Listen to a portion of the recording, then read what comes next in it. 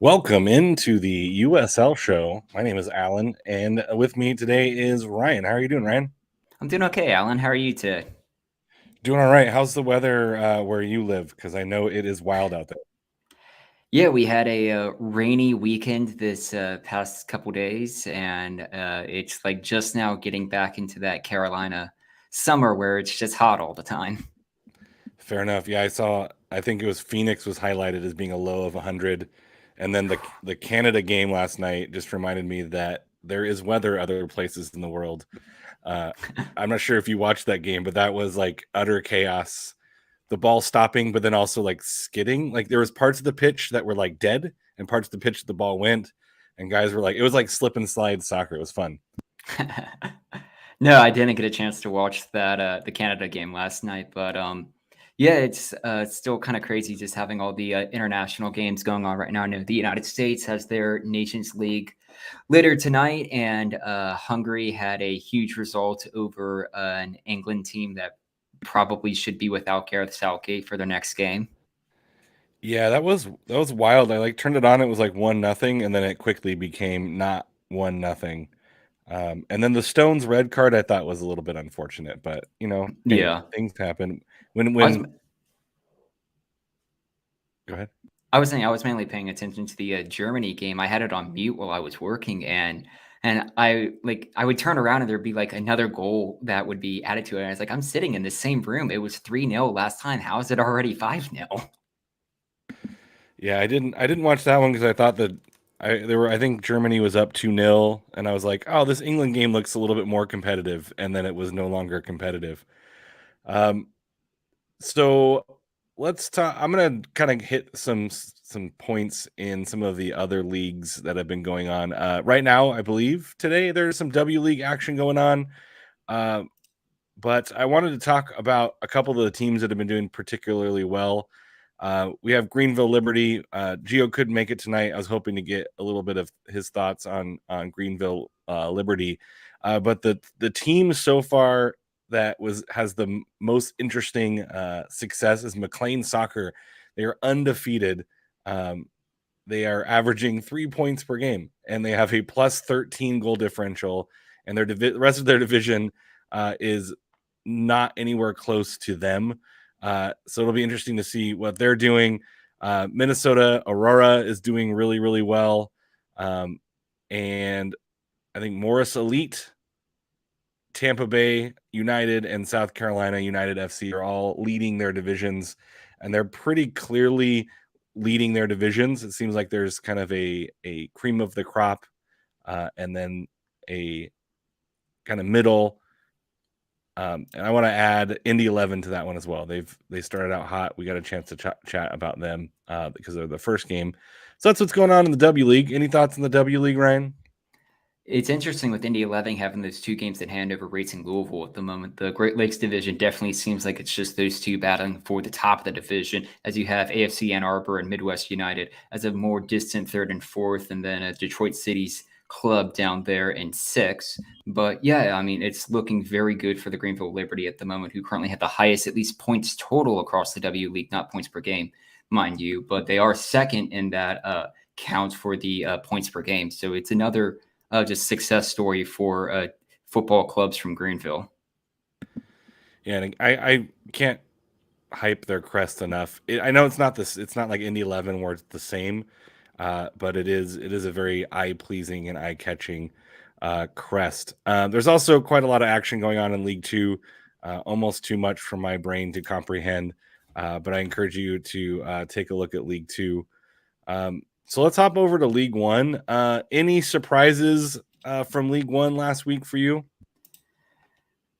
Honestly, we have to give props to just Chattanooga ending. Well, all of us have really gone into this game thinking that Central Valley were going to get a result out of this one, but you go in to see Chattanooga take a 2-0 victory away from home, and it just kind of really ends that really poor run of form that they had there recently, and just kind of reinforces the fact that any team can win on any given day for this league. Yeah, it's I think I made the comment of like, hey, can we please like figure this out because it's hard to predict what's going to happen when the only thing predictable in League One right now is that it is unpredictable. Looking at the standings, between first and last place is 8 points. I mean, first to 10th is 5 points. Yeah, it If you is. want to if you want to just drop off Northern Colorado and FC Tucson, you have 2 points between first and ninth. Yeah, it's absolutely wild.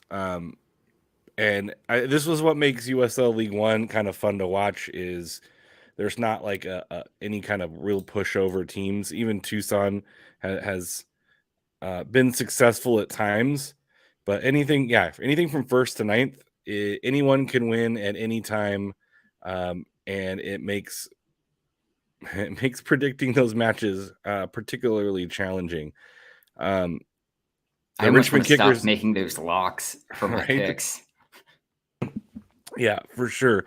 Um, the Richmond Kickers 4-0 over Charlotte Independence.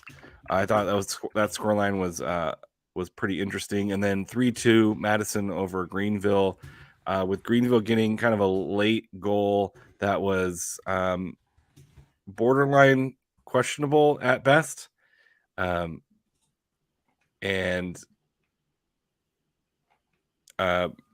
sorry, I'm being distracted by texts. We do have I did watch that back, and he was offside from what I could tell, and you just have to hope that doesn't have an effect on the end of the match, and it doesn't. And so congratulations again to Madison for pulling off what was clearly an upset. For You have to USL go League back. One, yeah, go ahead. I was going to say for Forward Madison, they've won back-to-back games in their season for the first time since the third and fourth game of the 2021 start of the campaign against Omaha and South Georgia Tormenta. Those are sorely needed points for a team that really had a slow start to the year. They had those long streak of consecutive draws. It seems like this is a team that's at least trying to turn around their fortunes, and only at a -1 goal differential, they could find themselves atop the table if results go right this upcoming weekend. And to say unbeaten in the last three is pretty impressive in League One right now.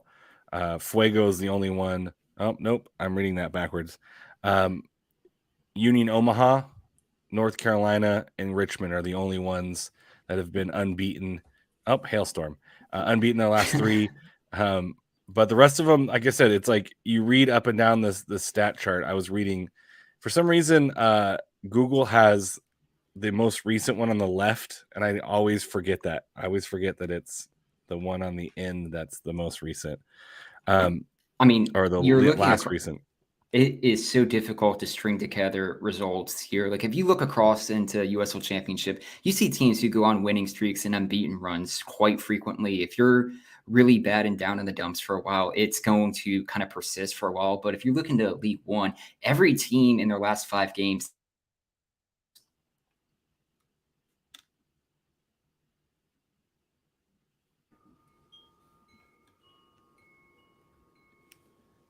Did I lose you, Ryan? Still there? Hello? Yeah, I'm good. Yeah. Yep. Yeah, there's a lot of red on that chart, which is very surprising. Well, I shouldn't say it's very surprising, but it really speaks to kind of why we're silly in making these predictions. And so we have 3 on the docket for this week. And the first one is Richmond Kickers versus Northern Colorado. Who did you go with in this one? Pulling up some of the results here, but I think I am backing Richmond for this one. I feel like just over these past 3 games that they've had, 2 wins and a draw in that time, that you're looking at a really improved Richmond team kind of moving forward. So I'm gonna back them to win this result. Yeah, I was trying to roll with the hot hand as well, which is absolutely crazy in this league. You would think that you should pick the team that has the winning streak, but 2 out of their 3 wins out of the last 3 games. Hailstorm has been decent in like not losing, but 3 straight draws. I also went with Richmond in this one. Omaha and Greenville is the next one, which is kind of one of the premier matchups in the USL League One. What are you picking? It's interesting with Union Omaha alongside Northern Colorado still having those 2 games in hand over the rest of the league and 2 games specifically in hand over Greenville Triumph. So I almost feel like their spot in the table is a little misleading at the moment. They're currently 6th, but if you can at least if they can pick up results in those 2 games in hand like they've done in these past 4 games, they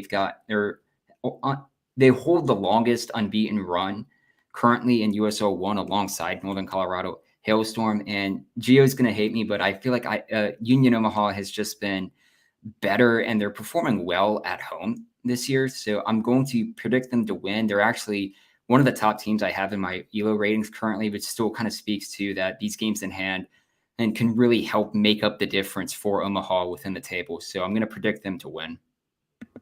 Yeah, even one of those, if they win one of those, they go top of the table, right? Like they are deceptively far down that table. I also went with Union Omaha. I think for the same kind of reasons, but also because if I picked Greenville, they might lose because I think every time I pick Greenville, they lose. So if Omaha wins, I'm happy because I'm right. If Greenville wins, I'm happy for Geo. So it's a win. It's a win-win, right? The And the last last time you one, picked yeah, go against ahead. Greenville was when you picked Charlotte in week 13, and Greenville ended up winning that one. Yeah. So, you know, Greenville, they like it when they're like the San Antonio guys when they like it when I don't pick their team. Um, and our last game for USL League One before I think we kind of buried the lead a little bit with USL Championship news, but Tormenta and Madison. It is so interesting, this Tormenta team this year who just can't seem to get results at home, it seems. They're, I think, the only team left in USL 1 that do not have a win at their home stadium this season, whereas they're unbeaten away from home. It's like a really fascinating just stat line for the team that in the last 382 days, Tormenta has 4 wins in Statesboro, and that's no wins at home in the last 277 days. And in that same time, Madison has won 1 game in Statesboro, which is just so baffling to think of that for a team like Tormenta, who that we had thought we were pretty high on them entering the year, or and just to just struggle at home like they've been doing. It just is kind of strange. So I'm going to take Madison to continue this good run of form and pick up a result win here. Yeah, looking at where they are in the standings, they have the same exact record with the same exact goal differential. The only difference is Madison has scored 2 more and let in 2 more. And so I couldn't really see a big difference between these two teams right now. Ford Madison's form is a little bit better as of late, but I'm going to go with a draw on this one. I think maybe Ford Madison is good enough, but because it is a road match, I'm going to go with a draw. And that wraps up League One, which takes us to championship. I think the biggest news out of the championship is the news being released today that Kobe Henry of Orange County Soccer Club gets signed by a League team. I'm not going to even try to pronounce, what is it? Stade de Stade Reims. de Reims. Sure. In Ligue 1.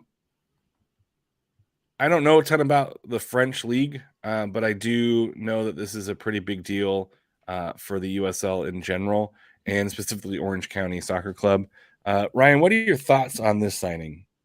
It is so interesting just to see the growth of USL. I mean, they're dropping basically figures of 7-figure transfer signings here. And we're going back to when it was a huge deal when we had Mark Anthony Case getting signed from LAFC from Louisville, when that was, we were estimating like 150,000 transfer figure, but to now go up to well over $1 million for this transfer of a player to be signed from a second tier team within the United States is huge. And considering that this is money that goes directly into the club, that it doesn't have to be split amongst MLS like they do for occasional transfers out of that league.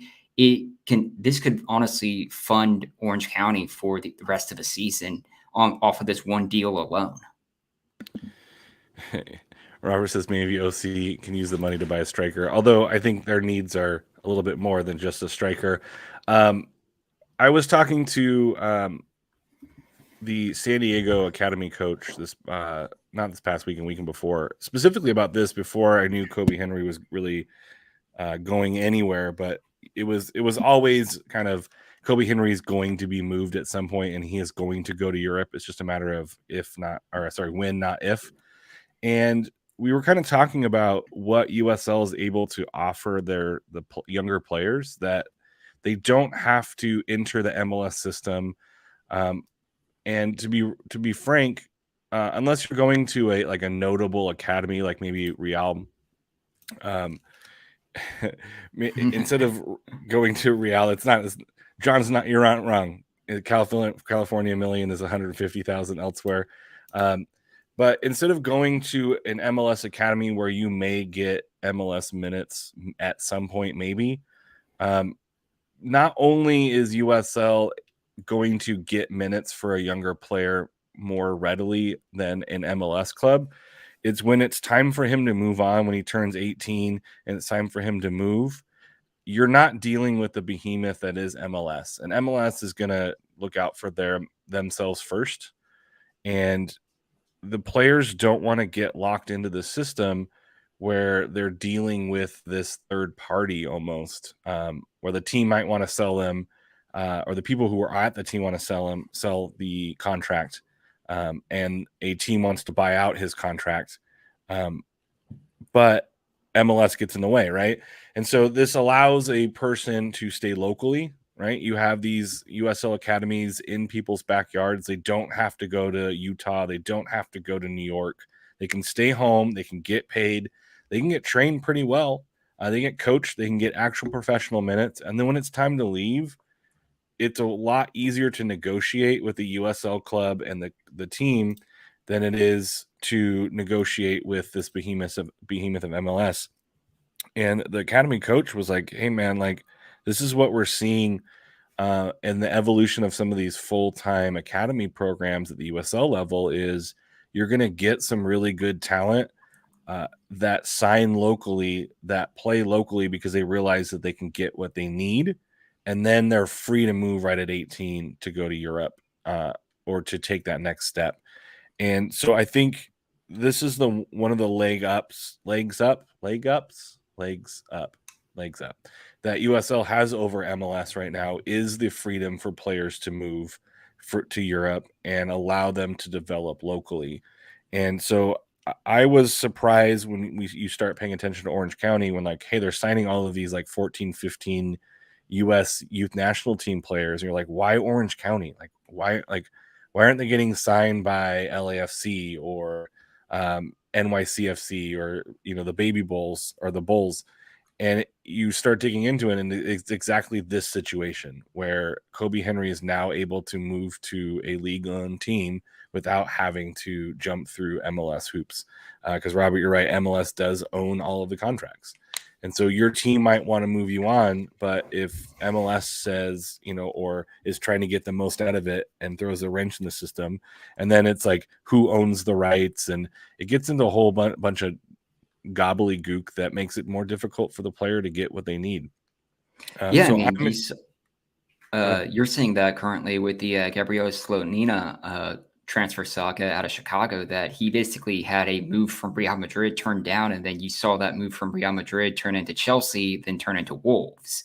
That it just like if this was if Real Madrid had came into Orange County and offered a player a contract, that deal would be done like that, and a move would be immediately made. But I do think it does, at least Devin Curry tweeted about this online saying that it was huge news for across the entire league. And it's showing a lot more just kind of growth within the league. Like you have the likes of Jonathan Gomez making the move from Louisville to Real Sociedad. You had Junior Flemings making this very same transfer deal moving into France as well with Toulouse, I believe, from Birmingham. Kaylor would, I think that was correct from what Kaylor had mentioned, but it shows that we're having these major clubs look into the United States as more of an untapped market for potential players that they can sign. It helps with Orange County that they have the affiliation with Rangers, that you're seeing these teams look beyond a lot of MLS contracts. And like you'd mentioned with MLS basically owning all the contracts of the league, you don't want to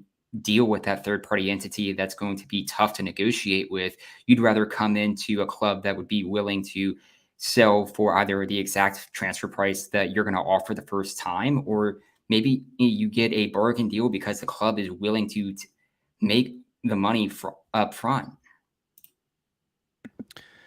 Yeah, and I think this there was some chatter about like I don't understand why this is so big for the league. This is just big for Orange County, but it's like your USL club and the USL Academy can now go to these players and say, look, this is what these teams are doing, and these are the kind of contracts you're going to get, these opportunities you're going to get. Come sign here local, like play in Louisville, and you can end up in a top league in Spain. Like this is a selling point, and it also gives a broader landscape where it's not USL selling to MLS to eventually sell on as well. Like that's going to happen, right? You're going to get guys that maybe aren't European level. They're going to move into MLS, but this just opens up more possibilities and more tentacles for USL into the broader soccer ecosystem.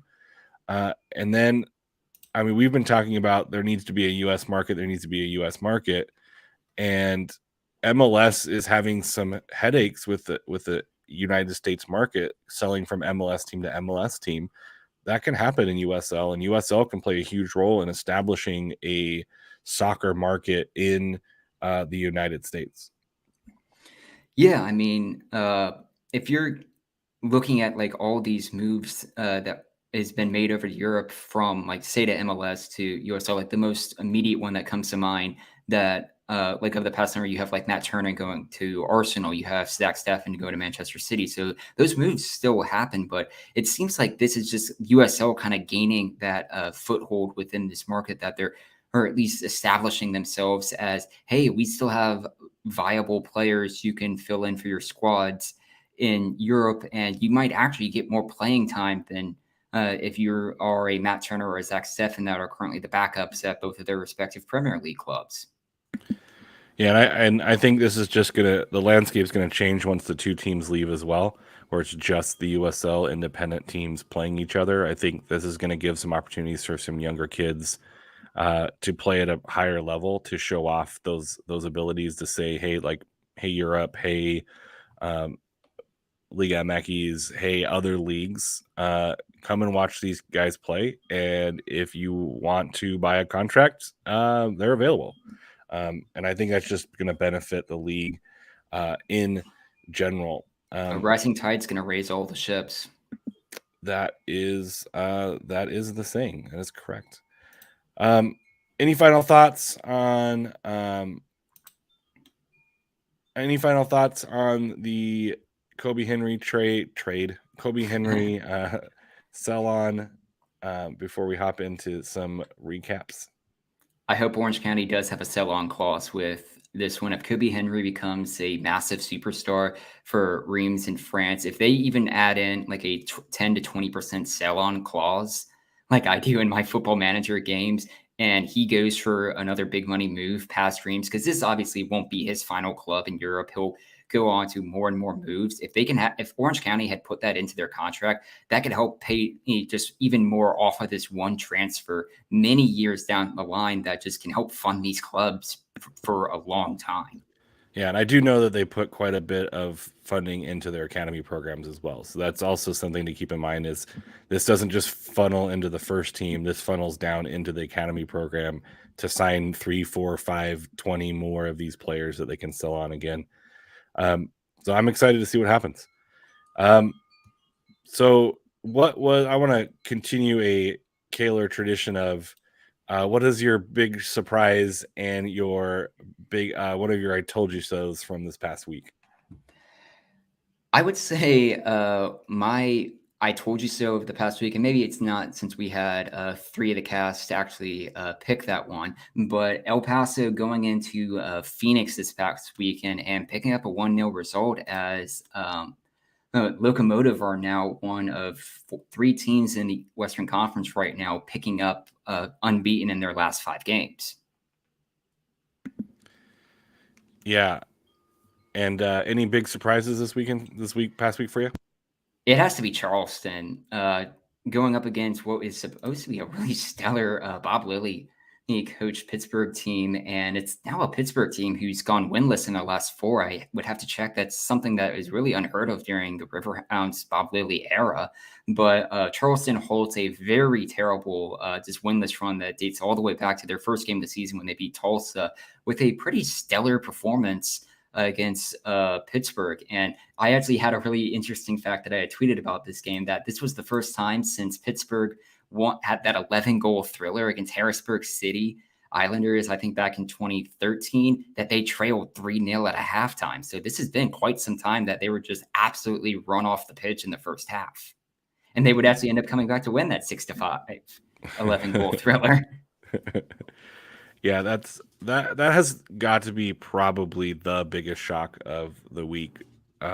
Is Charleston. I didn't even think to want to watch that match because I was like, oh, there's no way this is going to be great. That was a big surprise. The other one is Birmingham Legion all of a sudden putting together a couple of really good wins.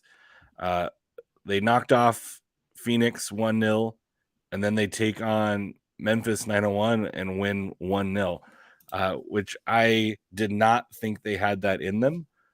They made my lock go bye-bye, and put a little bit of a dent in 901, right? I talked about that last week of they might be a little bit in that Detroit City mold where maybe slightly inflated by who they play. But that's what good teams do, right? Good teams beat teams that they should beat. So you can't fault Memphis 901 for going on a pretty long win streak against teams that they probably should beat because, we've talked about this in League One. This has happened a little bit in USL as well, where teams that should win aren't winning. Augustine Williams, pretty solid striker. I liked what he was offering in San Diego last year. I thought maybe a little bit too late to get kind of into the fold, but I really liked what he was doing. And then this is kind of, I don't want to say I told you so, because I was a little bit nervous going into this one that this would actually happen. But Sacramento just playing an absolute dynamite game against Detroit City. I saw some Detroit City fans saying, oh, we didn't play very well.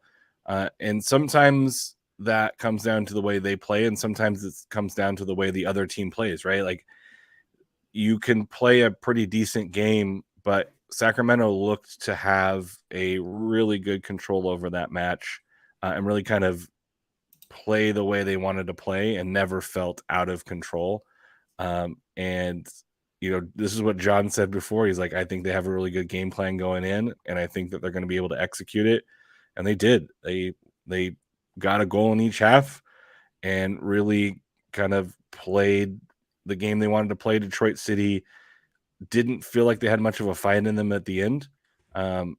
And I think, based on what I titled Are We That Blind Squirrel, is did we get this one right because we got lucky, or did we listen to our instincts, particularly with Sacramento and the way they've been playing recently as well. They're a team that is starting to kind of put their pieces together. So that was kind of my I told you so, because I don't really have that many this week because some of my picks did not go the way that I thought they were going to. Yeah, I mean, it's interesting with Detroit. Obviously, that's been the conversation across the league, that it's like, have they played someone? Have they played someone of note? Have they played a playoff team? And they lost this one. They lost it at home, and it provides a good roadmap for any team that goes into Keyworth on, hey, this is how you go up against a Detroit City team that plays at home. And to be fair, if you're looking at the XG from this game, although it is Detroit's lowest XG total from the game per American Soccer Analysis at a 0.57, Sacramento only had a 0.7 XG, and they just were more clinical on their chances they had for the game. Detroit still outshot Sacramento for this match. So it's still that they were beaten soundly by a really good Sacramento team, and a Sacramento team that I would say has a better chance than not of making the playoffs, especially with 3 wins in their last 5. But Detroit still has other opportunities, and we'll talk about our predictions later, or coming up in these next 2 games as they host El Paso and then travel to Memphis to go up against, again, these all very good teams to really test themselves against these other, like, other playoff bound sides. And if they really want to make statement victories, these are our opportunities to do so. Yeah, for sure. And I mean, this is one of those. Detroit City usually plays really, really well at home. Um, they're kind of right in the mix for like second place behind Pittsburgh with Louisville, Indy, Memphis. And so I think that was the biggest surprise of that was this was at home. Not as great on the road, which I think is going to be a little bit of what is a hiccup for Detroit City. But they're still averaging over a point a game on the road. They just have a lot of road games. So I think this is what is gonna keep Detroit City from being maybe a home playoff team. But I think they're going to be right in that mix of right on that bubble of a first week home playoff team. So they're like I said, they're not bad. They are just going through mid season kerfuffle of you have a kind of a little bit of an off week against a team that is doing pretty well, and that's what is going to happen. Yeah, I mean, if you're looking at the Eastern Conference right now, at current standings, I feel like there are 5 teams that are probably worthy of hosting a playoff game, and only 4 of them are going to get that. Yeah, I mean, we talked about this last week where there's clearly kind of 7 teams or 8 teams. It's a clear, that are kind it's of a clear. The yeah, top 8 yeah, is the playoff bunch. yeah, and so like one of them is going to be out. Like Detroit City is not one of those ones that I'm necessarily worried about being on the bubble for. But they are for sure. There is for sure 8 teams, and Detroit City is going to be kind of in the middle of that pack, which is great for an expansion team, not actually expansion team, but a first team in the league. I think that's a good place to be, right? You're not going to win the East your first year out. That would be kind of an outrageous goal. And with USL, the goal is always get to the playoffs, right? Especially us Western Conference folks, we know that winning the West means absolutely nothing because they usually don't make it to the finals. So let's talk a little bit about next week's matchups that we are picking between. And let me pull that up. First up, we have the Fighting Corey Herzogs versus the Area Code FC.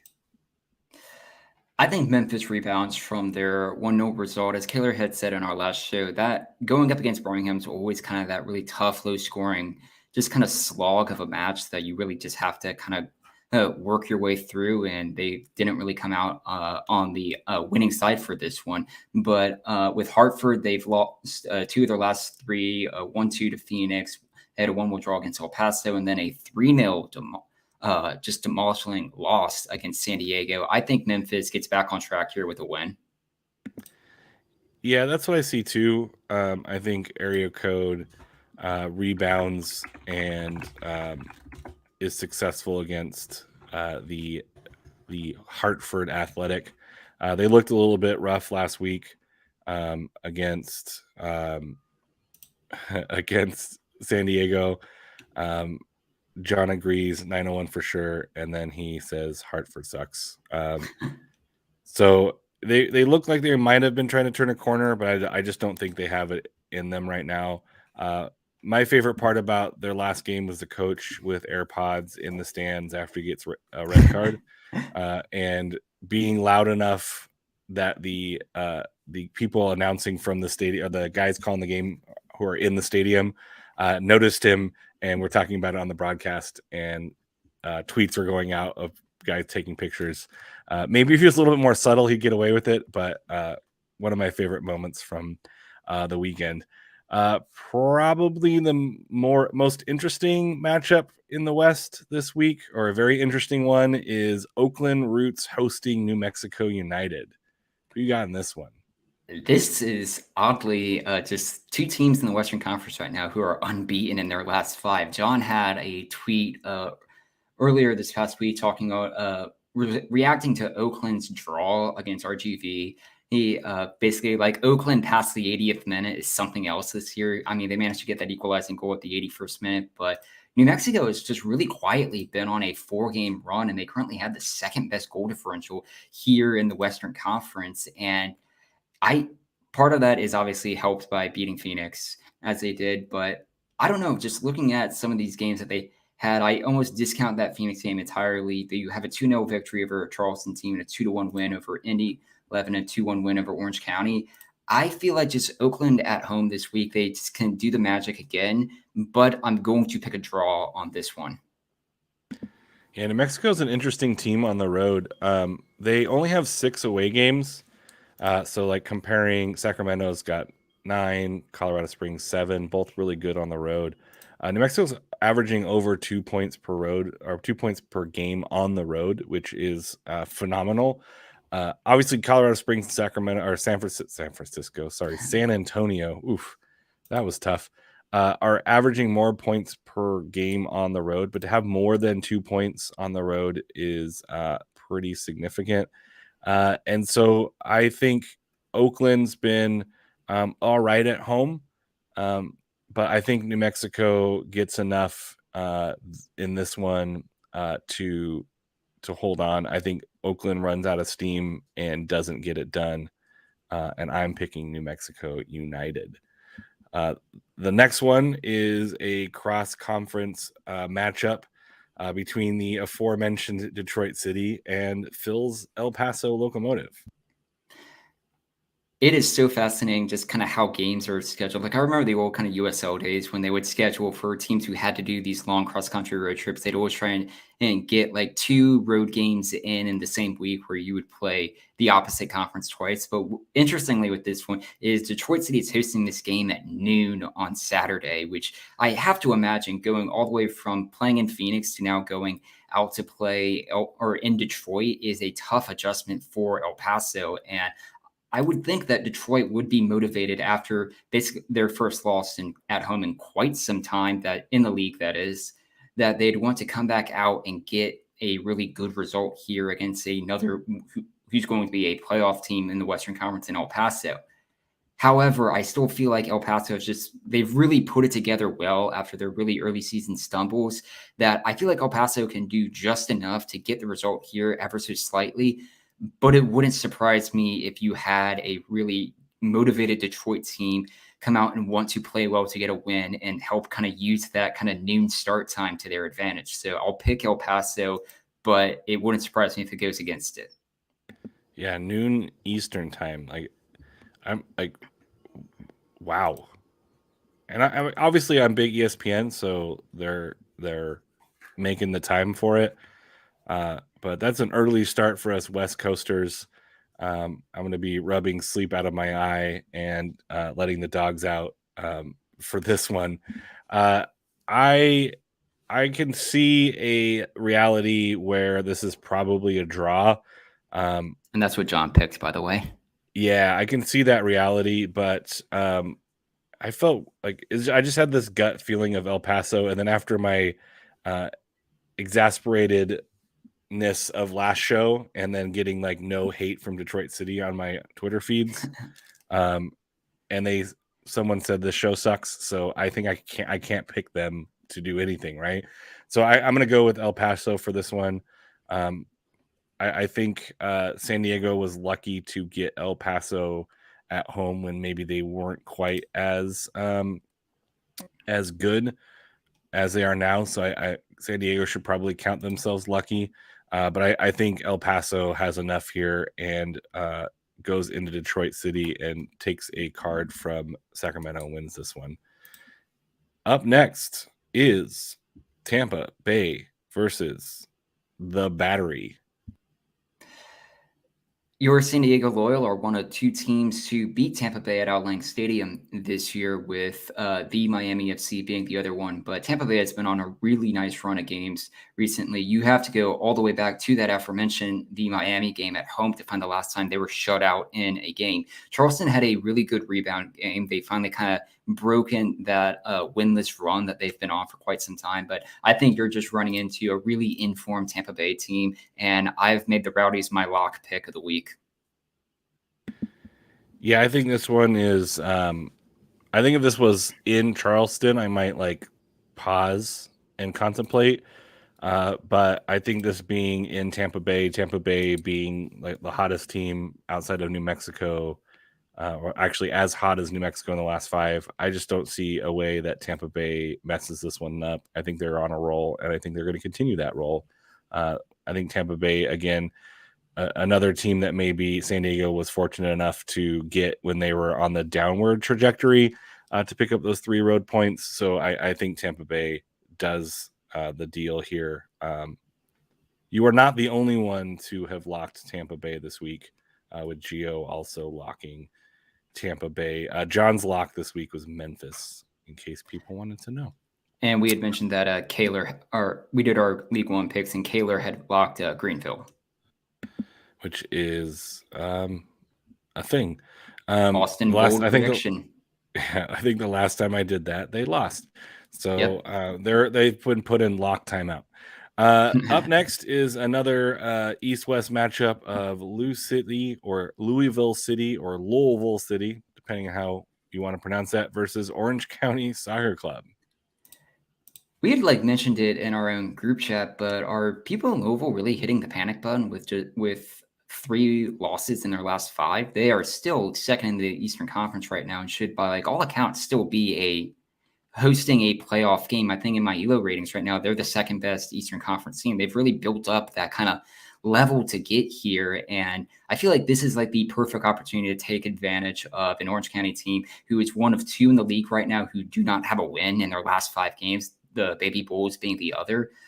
However, Louisville does have another loss at home this season to a Monterey Bay team who is below Orange County within the table. So I'm going to be taking Louisville to win this one, but they certainly need to start kind of figuring out their form, and Orange County could provide them with that perfect chance to do so. Yeah, things just do not look good in Orange County. That Vegas match, they got exposed. I don't think Orange County's had necessarily a great game in them since maybe that Tulsa match in May. They've just been kind of very inconsistent at best, and only not in last place because Monterey Bay has played 1 game less. So with that game in hand, if Monterey Bay wins that game in hand, Orange County would be in last place. So I just don't see a way that, or based on the way Orange County's playing right now, that they're going to do well in Louisville. Traveling east is pretty challenging. And so I think if this was at home, I think maybe Orange County could, maybe put up a fight. It is Louisville. You do get up for those matches. But I think it's a tough trip out. And I think Orange County does not get this one done. And I think Louisville City wins. And I think I locked this one. Yeah, this is my lock of the week is Louisville City. All right. Scrolling back up again, we have Colorado Springs versus Indy 11, another cross-conference matchup. This one's actually pretty interesting. I do like having a lot more of these kind of just cross-conference games. It's really interesting. Like for a long time when USO just had the 2, when they first originally split, you almost kept both conferences apart, like the American League and the National League used to be for the longest time. But like being able to have these cross-conference games, I think are really important to just kind of gauge and see how well each conference does against each other. And it really helps us kind of give us metrics of, is the playoff teams in the Western Conference comparable to those playoff teams in the Eastern Conference, almost like these early season, like USL final previews. And as you saw from Orange County last season, any of the teams can just go on a run at the end of the year. Looking at the Colorado Springs Switchbacks, they still have gone through the entire year and have not been shut out in a game this season. I think they're still atop the Western Conference, and I feel like they kind of continue in with that really good run of form. If you're looking at Indy 11, it's a team who has yet to basically go on the road and shut out a team and their opponent, and they've been shut out twice there. I feel like Colorado Springs continues to kind of go on this good run of form, and they pick up a result, but they definitely keep their eye on next Friday with the short week and their top of the table clash against San Antonio. Yeah, this is going to be an interesting test for Colorado Springs to not overlook a pretty decent Indy 11 team, who has at the beginning of the year, I think people were trying to hit the panic button, but they've been decently competitive. Um, beating, staying close to Memphis, losing out to New Mexico. Colorado Springs actually plays slightly better on the road than they do at home, which is wild. Um, but Colorado Springs right now, I think, is outside of that 4-2 little blip that they had against Monterey Bay. Colorado Springs has been one of the best teams in the league, and I think that they are going to win this one pretty decently, although I just jinxed myself. So Colorado Springs. Moving on. San Diego Loyal versus Las Vegas Lights. San Diego with 5 wins at home this year. Las Vegas did do themselves some favors with picking up that 3-0 win over Orange County this season. It actually ended a 3-match win, scoreless run, and also winless run in that time when they only had 1 point in those last 3. And I just have to feel like San Diego just continues to just kind of get the job done at home. I think it is interesting that they're coming back from a very long, a 4-game road match, and prior to that Hartford game, they came back from a 4-game road match, and they really have to just kind of continue to pick up these results during this home stand, as it's the second one of 4. I think they get a win here against a Las Vegas Lights team. Yeah, I think it was 55 days since they played at home between the last home game in Hartford. They were supposed to have a home game against Colorado Springs. It was postponed for COVID, which will be made up July 18th on Monday Night Football. The thing that worries me about San Diego in this one is San Diego has a total of 1 clean sheet all season, and Las Vegas has a Cal Jennings may play, but they have Las Vegas does have a pretty good attack.